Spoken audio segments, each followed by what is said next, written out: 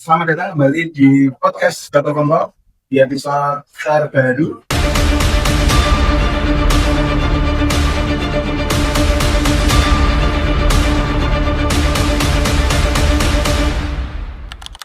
Kita malam hari ini masih bersama siapa? Sebelah saya Siapa sih? ada Mas Timbro, Oh ya, saya Timbro. saya Pak Sul, Saya Zia. bersama Mbak Zia, seorang public speaker, aktivis perempuan juga. Public speaking sama speaker toh? Sing bener apa enggak? Like public speaking kan nama kegiatannya. Kalau public speaker tuh orangnya. Orangnya. Oh ya, Seorang public speaker berarti orang tukang gacor. Atau gimana, Mbak? Oh, wong yaping. Oh Yepi ya. Yaping. Aku iki anu, Mbak. Karo murek iki lho. Jenenge aja Yeping. Yeping opo sih? Mbak ngomong enggak jelas Yeping. Ngomong nggak jelas. Memang Ngomong ya. oh, bahasa Ada itu bahasanya kita. Apa? Fafihu was. Oh. Pak itu apa? Ya, momen hari ini kita mau masuk di 16 hari anti kekerasan terhadap perempuan. Atau biasa disebut sebagai HAKTP. Ya. Jadi selama mungkin sampai Desember itu secara internasional itu memperingati ini isu yang dianggap sebagai momok lah bagi perempuan dan anak. Gimana kalau Mbak Zia melihat KTP itu perlu nggak sih kayaknya? Tentunya perlu banget ya Mas. Karena hari ini kekerasan apalagi dalam perempuan juga sedang marak terjadi dimanapun di seluruh Indonesia bahkan di dunia. Iya. Bahkan ada ini sih beberapa dari negara-negara di timur itu ada semacam gerakan GBV. Apa itu? Panjangnya aku lupa. Cuman itu mereka Base apa? Violent. kayaknya iya ya Kekerasan berbasis gender. gender. Iya. Jadi di situ para perempuan itu menuntut keadilan kepada pemerintah setempat ya untuk membuatkan undang-undang atau peraturan yang bisa melindungi perempuan-perempuan. Karena di sana banyak banget mas kekerasan dari bentuk fisik maupun non fisik yang ada di sana gitu. Ya apa bro? Menurutmu ini 16 hari anti kekerasan terhadap perempuan ini relevan nggak sih? Itu kan sempat ramai ya Mbien apa yang namanya dengan adanya beberapa pemantik di beberapa kampus UGM pernah ramai itu isu mahasiswa yang KKN kemudian mendapatkan pekerjaan. Ada kasus rame-rame lah terutama di lingkungan sekolah atau pendidikan tinggi maupun sekolah dan sebagainya. Jadimu piye Gus? Yo Kamu sebagai kiai muda. Masa kayak muda ya ada di sini. Ansai. Yo, nah menurutku ya tetap perlulah walaupun tidak dalam rangka ngenyek cah itu bahwa memang semua yang lemah itu harus kita lindungi. Dan arep piye-piye hari ini perempuan itu harus dilindungi. Iya, Karena menjadi target ya loh. Gimana? Lindungi apa, Mas? Nek delok kasus pemerkosaan laki-laki itu lebih sedikit daripada pemerkosaan perempuan gitu. secara fisik kan biasanya lebih kuat. Bisa nyekel tali gocit perempuan kan ngapun dan secara fisik memang disusun seperti itu. Ya, jadi Betul. ya penting banget lah ngomong nih akeh kasus koyo ngono nggih. Betul. Tapi ini kan jadi pertanyaan, kenapa kok lembaga pendidikan itu malah banyak atau rentan terjadinya kekerasan? Ya mungkin kalau di tingkat anak-anak itu ada bullying. Dari kemarin itu ada kasus bullying di salah satu SMA di SMP atau SMP ya? SMP. terus kemarin di Jakarta itu sampai membakar sekolahnya. Sem ning Aceh bakar pondok. Karena apa ya istilahnya bullying. Iya. Kalau Pak Zia mewakili Gen Z, seperti apa sih sebenarnya bullying itu kok bisa merebak di sekolah maupun pengalamannya bisa Pengalamannya. Terpantik deh. Oke. Lihat fenomena. Ini sih Mas, karena sebenarnya kan kalau kita ngomongin teman-teman yang sedang bersekolah itu kan apalagi tingkatan hari ini yang sedang menuntut SMP, SD kayak gitu kan umur-umur yang riskan sebenarnya ya, lagi-lagi puber-pubernya. Ya kan, jadi semangatnya lagi menggebu-gebunya, ingin mencoba hal-hal baru dan cenderung ngawur. Oh iya. Nah, ketika nggak diawasi dengan pengawasan yang ketat oleh orang tua maupun di sekolahan atau guru-guru, ya bakal terjadi hal semacam ini. Dan itu yang harus dikoreksi hari ini adalah banyak instansi atau sekolah-sekolah yang memang tuh menyepelekan hal ini, Mas. Oh, ada Seperti itu. pembiaran. Ada pembiaran. Soalnya ini pengalaman juga ya, guys. Soalnya tuh dia dulu di SD itu anak pindahan. Anak pindahan di kelas 5. Kelas 5 SD itu pindah ke SD 1. Jadi sebenarnya kan SD ku tuh sebenarnya sebelah rumah, deket. Akhirnya aku pindah karena muridnya entek. Akhirnya dia pindah ke sekolah. Sekolah terdekat lain yang memang masih oke lah, ini si urip ngono. Ya akhirnya aku pindah di situ kelas 5. Nah, awal datang tuh wis dibully kayak pindahan SD 02 bekecot. Itu kan oke lah, si aman ngono ya, enggak terlalu kena mental loh. Tapi hampir kesini dibiarkan itu mereka membawa fisik. Aku tuh dulu keriting, Mas. Rambutku keriting, ini dikatain emil lah, terus batu nonong lah, terus apalagi terus sampai bawa orang tua, terus jangkar namanya kan biasa ya dulu. Oke lah, nggak apa-apa tuh. Tapi sampai pernah tuh aku untuk melawan ya, Mas. Karena kalau as aku gak enak kesabaran yang lebih, pengen tak cekel tali gocinya tak kalau serku langsungan. Dan saurnya aku bentrok iki mah aku wis kena hantam dulu itu satu. Cowok ini juga cowok. Fisik, main fisik jotos. Terus sempat pernah juga mohon maaf diludahi juga pernah. Sampai hal semacam itu. Terus kayak gak jarang juga aku makan tuh sendiri atau aku makan bawa bekal dari rumah wis ketika mau tak buka wis hilang mergo dibuat di tempat sampah dan lain sebagainya. Terus ketika aku untuk wadul ya kan, jenenge cah cilik kan pengen wadul di wali kelas ya, alah makanya kamu tuh jangan jangan angel-angel berbaur sama teman-teman nih. Anjir kurang berbaur ya aku. Tidak malah bahasanya didukung kemudian menyelesaikan masalah, malah adanya pembiaran. Betul sekali. Terus aku berusaha untuk curhat di rumah pun orang tuanya malah giniin aku. Paling nggak mau sekolah ke Mayu. Dah. Aku gitu tomboy pada saat itu. Kayak gitu. Fenomena seperti itu berarti memang mungkin banyak ya terjadi. Mas Timro ya pembiaran masa kecilnya apakah bullying kok? Yang mungkin zaman saya dulu anak-anaknya lebih keras kali ya. Jadi karena zaman dulu ki bullying ki urung ono. Kok bullying ki koyo urung terkonsep lah. Istilah lah sekarang kan istilahnya. Iya, parente dan lain sebagainya. Jadi yo caca yo nyeluk bawa Yanto. Wah, kan gitu yo. Hal biasa. Iya lumrah. Tapi sampai enak sing terjadi dibully ngono memang piye yo zaman semono koyo orang tua maupun guru ya wis membiarkan biasa ngono ya semono kuwi ngono. Bapak biyen buat nemen. Bapak biyen nemen. Seakan-akan menerima dan membiarkan. Dan kemudian terjadi sirkulasi bullying ini terjadi lagi di generasi selanjutnya. Lah awakmu saiki dadi guru mau jadi lah ini bullying ngono bro. Iya lah jarimu. Memang mungkin biyen Mbak Zia pas sekolah gitu ya. Cara guru enggak jarne dibiarkan. Sekarang sepertinya itu ada kurikulum wajib ya. Maksud saya ketika baru masuk sekolahan itu ospek itu pasti ada anti bullying gitu loh. Materi gitu ya. Biasanya tiap bulan apa gitu biasanya dari pihak kepolisian ada penyuluhan anti bullying dan lain sebagainya seperti itu. Karena memang impactnya saya kan koyo ngono loh.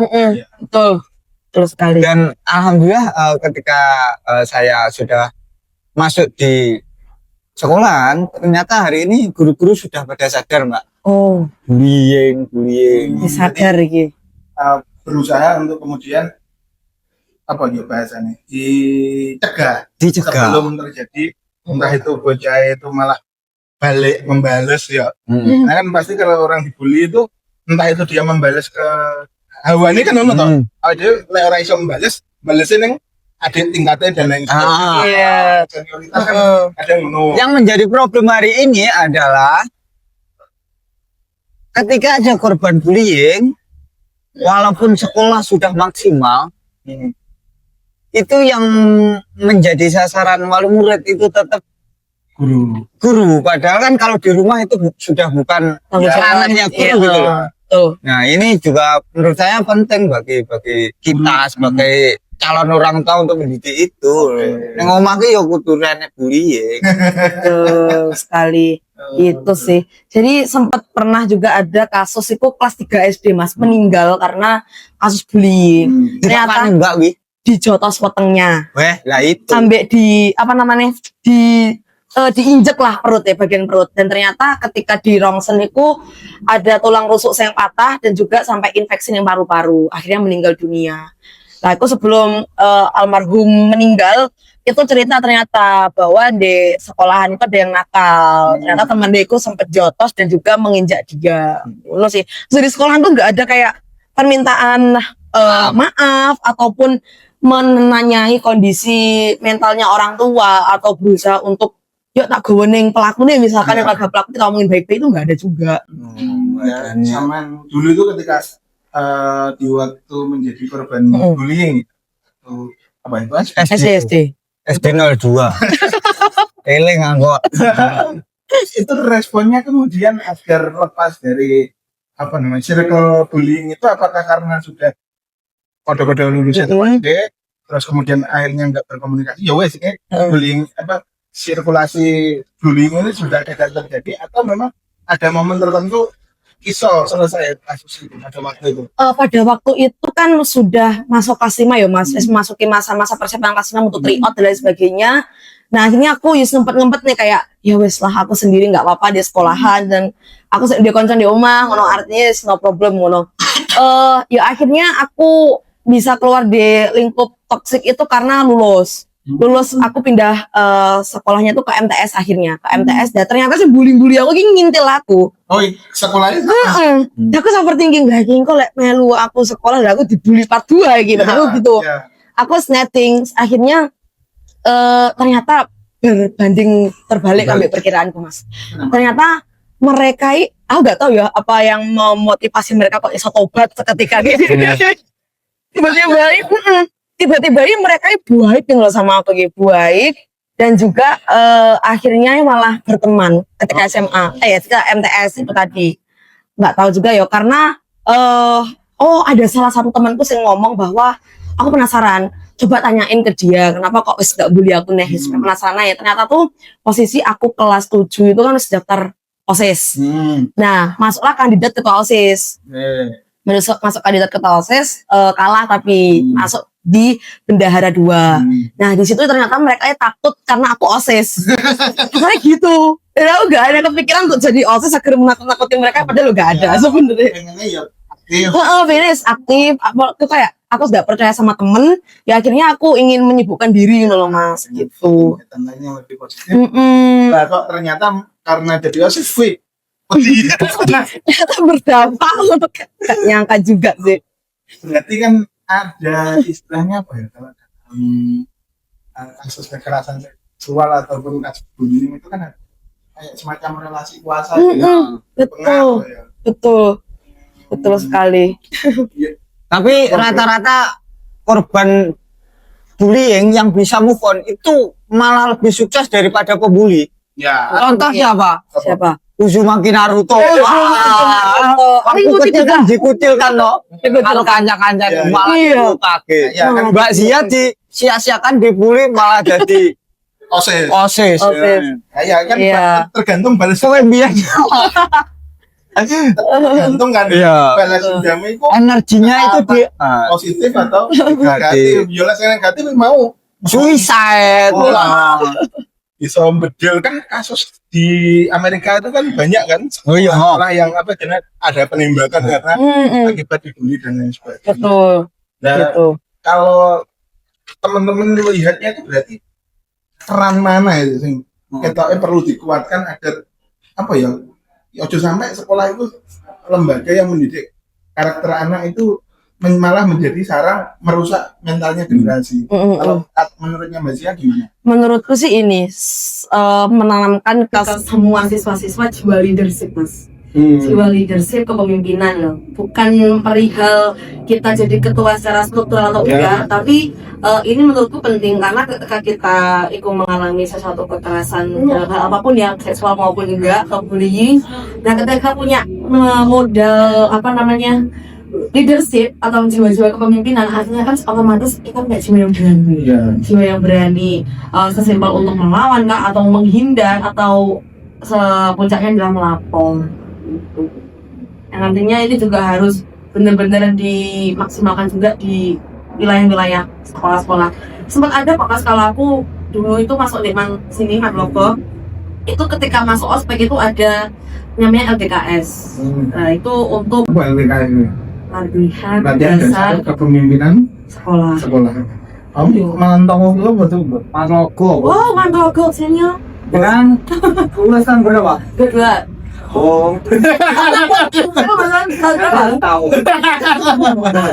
Oh, berarti ketika aktif di lembaga-lembaga seperti itu membentuk mentalitas juga ya, Betul. agar bisa secara diri itu menghindari, Bisa melindungi diri sendiri. baik secara mentalnya kan sombongnya piye. Ya misalkan kita punya modal berani kan, mental ki sulit untuk terpsik lolos kayak dapat aku maju nih. Baterai health menurun Ya. Bisa diganti baterainya, mental health turun, ini bahaya. Derek hati nih Mas. Tapi mental itu Nah iya, jadi dia itu kan di dirinya siswa. Tapi dari sekolah ini kayaknya dia bro, nuansanya yang dibangun nih kudunya ya apa sih? Lebih ke arah lebih murid harus bisa lebih terbuka terhadap guru gitu. betul. Jadi karena NNBP ya jadi wayahe. ada BP itu harusnya bukan menjadi guru yang ditakuti, tapi lebih terbuka loh. Enak masalah jagongan jadi seni. Saya menerapkan murid-murid saya ketika melakukan kesalahan ini jagongan Pak. Karena pemurid kita di seni nih, ya benar itu akan membentuk karakter dia yang semakin tegas. Iya. Tapi kekerepan Pak, jadi bocah. Rusak. Nah, akhirnya rusak. Mending cacat. Harusnya BP hari itu. Karena citra atau framing hari ini BK atau GP itu tadi tuh ada sekat juga mas sama murid. Nah yang artinya tuh ya ayolah lebih, kan namanya guru adalah orang tua kita di sekolah ya kan. Jadi hubungan batin dan chemistry-nya juga harus semakin dirapatkan, tidak ada sekat di antara siapapun, dan murid tadi bisa terbuka, dan juga guru-guru tidak memarahi, lebih kayak menasehati, ngajak ngobrol, aku piye. Barangkali bocah-bocah nakal jauh banyak masalah. Ya, Ya kan? Atau pelarian dari apa? Iya. Awalnya dari apa? Gitu. Akhirnya kalau ada sistem di sekolah itu kan ada ruang untuk konseling dan kemudian menyampaikan keresahannya di situ. Ada ya minimal nggak selesai masalahnya, minimal enak sih dijak jagongan ya, enak yang mendampingi. Kadang-kadang kan ya namanya apa itu masih sekolah, belum yang 24 jam tinggal di Rumah. di apa model sistem asrama itu. Asrama, Itu kan, itu kan 24 jam berada di sekolah itu, ketemu dengan pembulinya, misal ada pembuli. Itu ya apa pasti menurut di lingkungan pesantren. Saya membedakan antara di sekolah formal dan pesantren. Memang anti bullying, apa namanya, pembelajaran anti bullying itu di sekolah formal lebih lintas ya. Ya, mungkin karena ada dari Instruksi yang kurikulum dan lain sebagainya. Dari pesantren. Nah itu yang menjadi PR kita yang ada di pesantren sampai hari ini belum selesai. Memang yo coro yo pesantren itu bebas untuk diribut. Banyak sekali kasus. Ya seperti itu. Yang tidak nampak lah. Tidak nampak. Tapi tentunya kami dari pihak pesantren juga sudah berusaha semaksimal mungkin. Kan sing nguli bocah masih kuwi ya. Kok gak akeh, Pak? Nah, kuwi sing kudu dicegah dan koyo hari ini memang sedang digalakkan di beberapa pesantren kuwi koyo ini kira oleh tuh ya. Ini kira oleh senajan to nyolong kok antem iki ora oleh. Ya. Setiap berada di situ yo suano Mbah Yai biar kebijaksanaan Mbah Yai sing memutuskan gitu. Tak langsung dihakimi di tempat yo. Lah itu kan malah menciptakan masalah baru. Betul. Tapi ini ya Mas, kalau misalkan dari teman-teman pemuda-pemuda nih ada komunitas kayak komunitas pelecehan seksual atau komunitas kekerasan adian semacam itu ingin nih untuk sosialisasi ke pondok. Nah, apakah welcome nih? Barangkali kan komunitas itu mau sowan atau mau bersosialisasi untuk ke para santri-santri itu agak apa ya, sungkan, takut gitu. Sebenarnya ketika kita memberikan program Sowan ke Mbah Yai, apalagi ini adalah urgensinya luas. Ya tantangannya generasi hari ini lah. Nah, saya kira sangat membuka lebar peluang pelajaran untuk yo piye Pak? Sekarang pesantren juga sudah sadar semuanya insya Allah bahwa bullying itu perlu menjadi masalah yang untuk diselesaikan ya ini oleh pesantren. Karena dong-dongnya nih Mbak apa ya? Bocah yo lek yo sing ngomong ustaze, sing ngomong kiai ini dong-dongnya yo ustaze ngale, Mbak Yai ini ngale. Balik. Oh, gimana? Nah, terlalu dekat gitu ya. Darah ngomblo. Iya, problemnya lagi terlalu dekat kan kadang seperti itu. Baik. Jadi kalau ada dari eksternal pun yang kredibel, misal dari komunitas menggandeng dengan dinas terkait kan perempuan ataupun komunitas NGO yang berbasis pencegahan kekerasan terhadap perempuan dan anak itu kan kayaknya perlu, tapi itu memang di Blitar ada ya Pak sih. Sebenarnya kalau dibilang ada ya ada Mas. Kayak misalkan hari ini kan organisasi perempuan di organisasi tingkat mahasiswa apalagi kan ada beberapa biro yang memang itu konsen atau fokus ke keperempuanan, kementerian semacam itu. Nah, tentunya kita mahasiswa kan punya privilege relasi terhadap dinas-dinas terkait kayak perlindungan anak dan perempuan, kemudian juga ada dinas-dinas terkait lainnya. Nah, itu harusnya bisa menjadi sebuah gerakan yang bisa menjadi solusi hari ini. Semacam itu. Nah, barangkali ini akan menjadi gerakan atau output dari podcast ini. Yo, masuk siap jalannya. Kita siap untuk berkolaborasi barangkali ya kan. Ya, karena memang problem itu kayaknya ya problem gunung es. Kayaknya kok sing muncul itu wis meledos tok, tapi akar masalahnya tidak terselesaikan. Lah, kira-kira kalau dalam melihat hal tersebut akarnya apa kalau di kekerasan terhadap perempuan kalangan pondok pesantren maupun perguruan tinggi kayaknya ada juga ya? Ada dong di kulit pengamun ya. Ya, kalau kira-kira apa yang menjadi akarnya?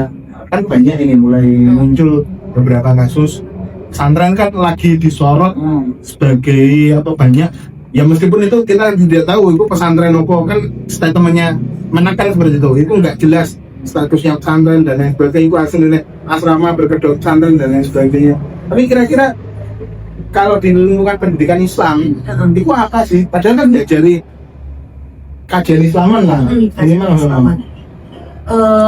Ini sih Mas, menurutku orang-orang pelaku yang memiliki dasar atau keberanian untuk melakukan tindakan-tindakan yang tidak benar, tindakan-tindakan yang tidak senonoh, itu karena mereka itu merasa gede, itu satu, merasa gede dan juga punya power, pasti punya power. Makanya dia ini merasa nggak ada yang bisa untuk menangani aku, merasa bahwa apapun segala tindakanku itu ini gak bisa dikontrol oleh siapapun. Bahkan aku nih yang bisa kontrol mereka.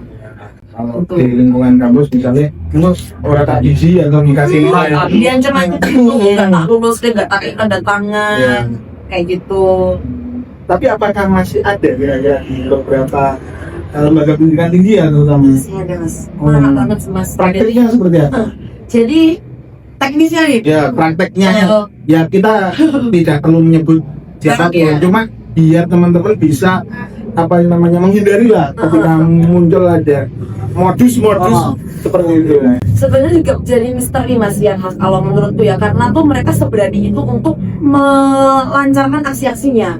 Semacam di kelas ketika ini ada yang cerita soalnya gitu, jadi tahu tuh. Semacam di kelas banyak mahasiswa dan itu sedang berlangsung perkuliahan matkul gitu loh mas deh. Dan dia itu demek-demek tangan sampai di atasnya telapak tangan itu kan wis wis menjurus ke apa ya, yang sensitif, batas batas aurat misalnya, Ya. batas auratnya perempuan. Dan tidak ada concern ya, tidak ada apa banyak kesepakatan. Kesepakatan nih ngapain gitu, saya doa kayak gitu. Dan itu apalagi terjadi di univ-univ masuk kan, itu adalah orang atau dosen yang memang kalau sebenarnya Ya pengajar lah. pengajar pengajar, maksudnya kan ini kita sedang ada di lingkup akademisi ya kan, panggone wong nuntut ilmu golek berkah dan lain sebagainya. Kenapa kok sampai sebenarnya itu, sampai sokrontal itu ya, karena memang kuasa relasi yang begitu luar biasa begitu. Jadi kira-kira tapi kenapa kok ketika mulai ya, ini maksudnya di tahap awal berani untuk megang, tidak kemudian si korban ini nggak wani sedikit, tapi secara psikologis yang positif tak? Pasti aku juga sempat ngobrol sama korban ya mas, beberapa korban itu mereka cenderung kaget, surprise ketika mengalami hal-hal semacam itu. Jadi dia nggak tahu nih. Bukan masih nggak percaya. Bukan toh itu pembiaran, bukan ya? Bukan pembiasaan atau pembiaran, itu bukan. Malah saking medine, saking kaget dan mereka juga baru nanti mereka akan cerita ke teman terdekat. Cuma apa digenek nih, apa kayak gitu. Barulah terflow up. Dan terdengar sampai pingitan. Karena kan Kayak gitu. biasanya kalau bahasanya lo itu kan kurang menengahin, dikira itu kan itu setuju untuk kemudian dilecehkan baik secara verbal maupun secara fisik. Ya bahasanya ceritanya Mas Zia ketika SD itu kan di lok ini kan secara verbal membiarkan tidak melawan, ini bukan kok karena menerima bullying ataupun pelecehan itu, tapi saja ini kan dia kata nggak berani tantai. Berani tatai. Iya.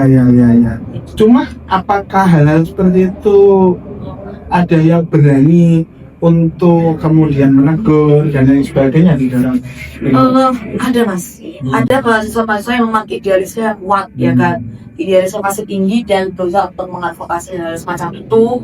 Dan ya barangkali gak jarang sih mas aku menemui kasus pelecehan seksual atau bullying yang ketika stress mulai dikawal diadvokasi lagi moro-moro sirap.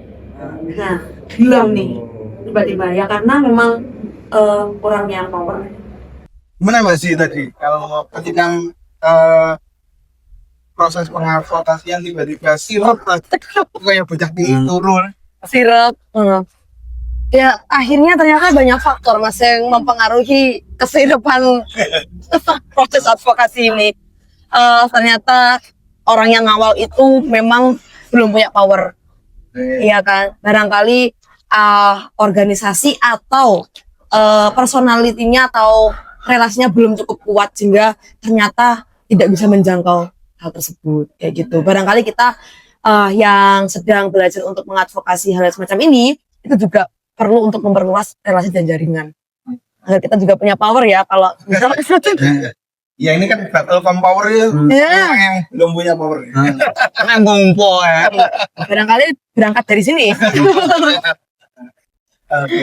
Tapi memang problemnya kompleks. Di dalam pengadvokasian pun masih banyak halangan-halangan. Tapi mitra strategisnya gerakan aktivis yang ada di Blitar itu ada tapi Kak Zi, atau seperti apa? Sepertinya Kan Kak Zi juga di apa namanya organisasi kemahasiswaan kan ya di PMI. MII di Kopri apalagi. Ya, Kopri. Itu ketika mengawal apa istilahnya bolone atau Bolonya. untuk mengawal isu-isu pelecehan kekerasan terhadap perempuan dan anak seperti apa? Mitra strategisnya. Mitra strategisnya. Hmm. Tentunya di awal kita kajian dulu Mas. Dikaji benar-benar faktornya apa, sebabnya apa. Nah misalkan kalau kita mau advokasi akibatnya nanti apa, merugikan pihak apa saja. Itu benar-benar kita kita kaji dengan secara teliti.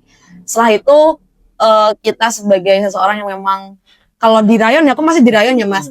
Jadi kita tuh sebenarnya kuasanya hanya mampu untuk mengkaji. Oke. Nah, baru nanti kita naikkan hal ini, kita laporkan ke seniornya lagi, ya tingkat ke atas di komisariat, nanti komisariat ke cabang. Nanti sebenarnya titik utamanya nanti di cabang, yang ya, benar-benar ngadvokasi itu. karena punya power setingkat pemerintah daerah. Betul, betul sekali. Jadi semacam itu. Nah, tentunya hal ini perlu diperhatikan juga sama teman-teman yang hari ini berorganisasi ya. Tentunya harus bisa memanfaatkan privilege kita sebagai seorang organisasi. Gitu sih. Apa menurut darimu untuk merentasi itu biar advokasi ku iso dirungok nih kan problemnya kuwi to bro wis nglaporne tapi kemudian karena dianggap Tidak berpower. iya apa aslinya berarti pemerintahnya ataupun penegak hukumnya yang harusnya punya kesadaran tapi ini orang ada kesadaran malah kesadarannya politis seperti apa sebagai kiai muda hari ini. Yo aja lek ndak bisa top Don don up more. diramekan Iya no. Didampaikan. The power of Engko lek wis rame terus kan petung. Maksudnya petung karepmu piye? Ayo mlaku bareng. Baru didengarkan lewat viral Mas. Iya. No viral no justice ya. Viral Mas. bahkan kadang ada ketika kita main di sektor itu tadi meramaikan tagar, meramaikan di media sosial kan ada potensi kita terkriminalisasi karena pasal misalnya penyemaran nama baik. Jadi kan ini kita juga harus berkonsultasi juga dengan orang-orang yang paham dengan teknologi, informasi dan juga hukum. Karena ya ada pengalaman itu kan di beberapa kampus UIN Tulungagung misalnya ataupun di UGM itu kan beberapa orang-orangnya juga sempat dipanggil kemudian diancam dan lain sebagainya karena ada pasal-pasal penyemaran nama baik dan lain sebagainya. Nah, jadi kudu ya memang harus dikaji. Betul. Fokusnya mungkin kita untuk kemudian mengkaji ini caranya seperti apa sih agar suara dari teman-teman itu wes termarginalkan wes di dandani bisa. Biasanya tuh kalau kita mau blow up di media tentang kasus-kasus seperti ini terus malah kita yang dilaporkan karena pencemaran nama baik. Nah, biasanya itu proses kita membuat flyernya atau informasi yang kita sampaikan itu malah kurang, Mas. Jadi ini yang perlu diperhatikan. Detailnya itu detail tapi harus disertakan dengan bukti. Ya. Harus disertakan dengan bukti. Kasus kekerasan ataupun pelecehan seksual itu kan biasanya berada di ruang-ruang tertentu. Betul sekali. Kayak misalkan ada juga yang melakukan kekerasan pelecehan seksual itu di dalam masjid yang pernah viral. Jadi masjid itu ada CCTV Mas. Dia itu sedang sholat maghrib sendirian di situ. Perempuan tiba-tiba dari belakang itu diterkam sama laki-laki. Nah itu. Maksudnya hal semacam itu bisa teradvokasi dengan barangkali mempermudahkan kita untuk mengadvokasi karena sudah ada bukti yang jelas kayak gitu. Apalagi sekarang kan ada kitab undang-undang hukum pidana baru itu UHAP yang akan disahkan 2026 itu kan kan juga perlu untuk dikaji lebih jauh banyak. Betul sekali, banyak ya di situ dengan kekerasan seksual karena memang kekerasan seksual ini pembuktiannya itu sulit karena yang tahu korban dan pelaku pelaku golek jenenge saksi masa foto mejo Nggak bisa. sulit. Barang mati. Karena Sama sarpe takon roke patit. iya. Tapi yang menurutku yang lebih penting adalah piye caranya dhewe ndampingi korban.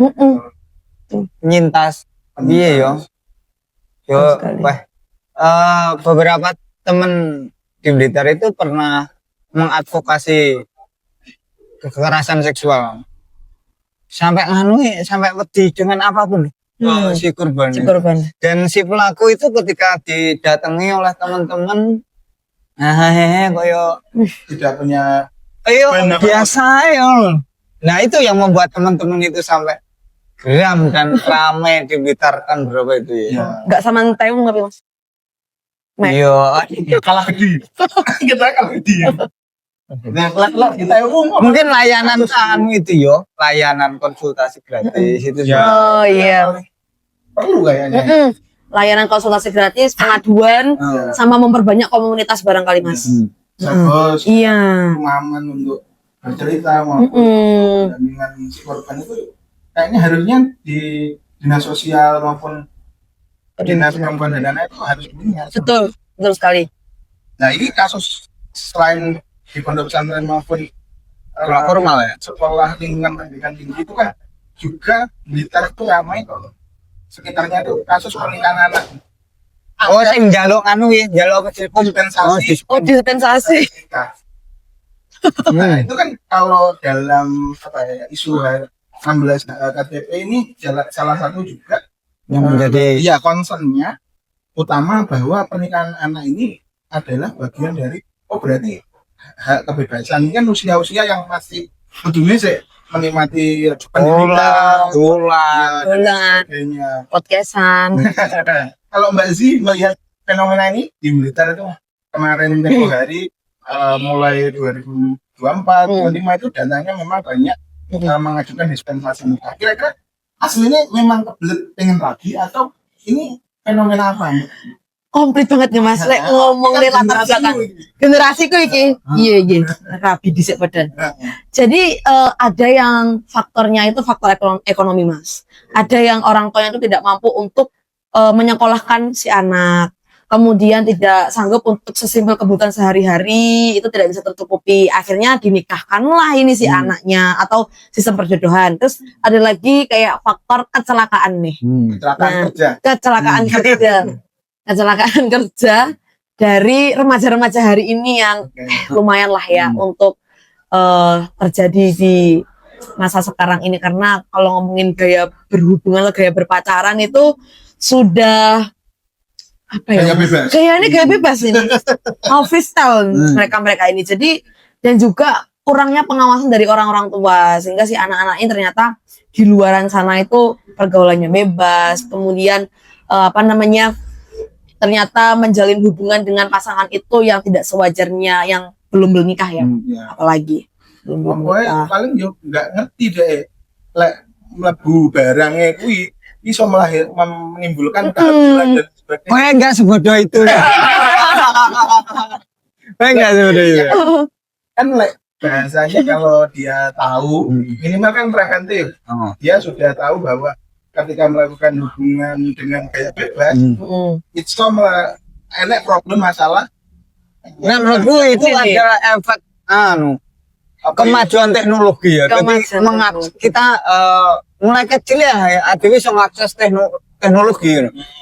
Elem ora jamanmu cilik lek arepe ngapunten arepe ndelok bokep ti ngabi banget. Ya, Saiki ngono maksudku. Kayak wong iki bar ndelok kan yo penasaran loh, gawane wong penasaran praktek ngono loh. maksudnya Akhirnya yang gairah di jiwanya itu malah terpantik ya kalian. Jadi wis naik umur Pak. enggak, maksudku ketika dia tahu ya, maksudnya kan itu kan alamiah. Ketika tahu ataupun alamiah, tapi kan dengan perkembangan teknologi kudunya dia ngerti teknologi yang jenenge pengaman, teknologi yang jenenge lain sebagainya lah. Tapi kan terjadi karena menurut beberapa hal-hal kecelakaan itu tidak disengaja, Sul. Oh, Terjadi saat itu juga. kebablasan. Bukan direncanakan dari rumah gitu loh. Oh. Biasanya yang direncanakan dari rumah itu nggak jadi. Wah, kayak gitu. Oh, Ya tempat tua belum dapat ngomongan mungkin Iya. udah rabi berapa kali ngono ya maksudnya. ayo. Tapi berapa kali? Iya sih. Makanya sudah Iya, kecelakaan. gue ya. Jadi ketone wis dicantet non. Nek jarene beberapa Pelaku. Gitu. tapi boleh cah cilik-cilik ngangkal rabi apa rumangsane enak. Padahal mbiyen ki kan jarene ki. Ya. Rabi padha karo ngimpi mangan roti padahal ngemplok tai. Penake Mas kuwi tok. Sak nalika. Ayo oleh wayah disambati brambang, sambati gula. Lah iya kan problemnya setelah pernikahan itu juga di usia masih 20-an ada banyak perceraian. Kan belum Betul. 5 tahun nih kok wis mulai banyak itu kan juga jadi problemnya di Kabupaten Blitar. Pengadilan agama itu ramai juga gitu. Betul sekali. Sana anak muda ini kan kayak di bawah umur 20 tahun ngebet pengen rapi terlepas dari faktor ekonomi ataupun kecelakaan tadi ya Mas. Itu juga pengaruh dari dampak negatifnya media sosial. Banyak influencer-influencer itu yang memang meng-sharekan gaya berpacaran mereka. Barangkali ada influencer yang memang itu menunjukkan pakaian yang terbuka, terlalu terbuka, terus nempel-nempel ke pasangan. Bahkan ada yang menunjukkan footage, misalkan, sorry, check-in misalkan. Hal semacam itu. Nah, yang artinya kan kayak bahasa-bahasa semacam itu, footage yang dipilih oleh influencer, nah itu juga mempengaruhi Kayak pacarannya anak-anak muda. betul. Akhirnya mikirnya kayak, wah Keren loh. keren ya, lah aku ngene kok jadi kui. No. Kadang tuh misalkan konten kreatornya tuh nggak secara frontal menunjukkan bahwa kita sedang liburan bareng nih, Tapi komennya netizen masih biasanya kui menunjukkan bahwa mereka ini lagi Ora mungkin nggak mungkin nih nggak mek wong loro, Pasti banyak yang membaca komentar-komentar seperti itu. Memang pendidikan apa jenisnya penyadaran di konten digital itu penting. Wis. Kalau ini kan berarti kan harus ada apa istilahnya pendidikan pranikah ataupun apa ya bahasanya wali kota Blitar itu kan kencan saya. Kencan saya. Itu seperti apa dari generasi muda aktivis perempuan ada enggak kira-kira program ataupun kajian di lingkup kemahasiswaan terkait hal seperti itu? Lebih kalau di Kopri itu kita kemarin RTL-nya SKK atau tingkat kaderisasi. Apa itu SKK? SKK itu adalah sekolah kader Kopri. Ih, kok emang ngerti? alumni. Sekolah kader Kopri itu setelah SIG, sekolah Islam Gender. Nah, RTL-nya itu kita sosialisasi ke pondok untuk sosialisasi pencegahan pernikahan dini. Nah, hal semacam itu Mas, mulai kita kenalkan sama teman-teman yang sedang bersekolah. Kita mulai dari SMP sampai jenjang SMA untuk memberitahu bahwa mereka di umur yang masih belia ini, ya wis kejar mimpimu lah, mau jadi apa, kayak mau jadi koki, mau jadi apa, podcaster lah, atau menjadi content creator, ya wis kejar itu sinau, karena kita juga menanamkan sama mereka bahwa pendidikan itu sepenting itu. Kalau kalian semuanya perempuan-perempuan apalagi ya, pendidikan itu penting banget. Kalau ujung-ujungnya kalian menikah jadi ibu rumah tangga, kalian nggak rugi kalau menuntut atau mendapatkan pendidikan yang layak atau yang baik, karena kalian itu pinter untuk anak kalian nanti. Al-Umum Madrasatul Ula. Nah, Apa yang Ibu adalah madrasah pertama. Budi berarti madrasah. Iya. Pendidik utama anak-anaknya ya. betul. Bapak ngerti ini mancing. Anjing. Kopi mumet. Mumet. Mumet bayar listrik tapi lah ibu yo ngopeni sampai cilik sampai gede. Ngangkremi. Betul. Memang kayaknya perlu bentuk-bentuk penyadaran Betul. dari kalangan. Mergo lek sing ngomongi luwih tua mungkin dinas dan lain sebagainya ya kurang dekat, tidak setiap hari amor atau Betul. saling berinteraksi. Kadang bahasa yang digunakan oleh barangkali beliau-beliau yang berada di dinas ya, mungkin bahasanya itu kurang ada pendekatan atau kurang dekat nih sama teman-teman yang sedang di SMP atau SMA gitu. Kalau kita kan Gen Z ngomongnya segaul-gaul atau ngomong kayak konco biasa, belak-belakan, guyoni ya gitu. Ya apa Bud, dalam awalmu sebagai pendidik menyadarkan, karena awalmu mungkin murid-muridmu SD, SMP gitu kan ya. Guru SMA itu kan dari itu kan mulai dia disadarkan. Cara yang paling enak untuk menyadarkan biar enggak cepet-cepet seperti itu, ya apa? Jagoan. Jagongan. Dan diberi motivasi.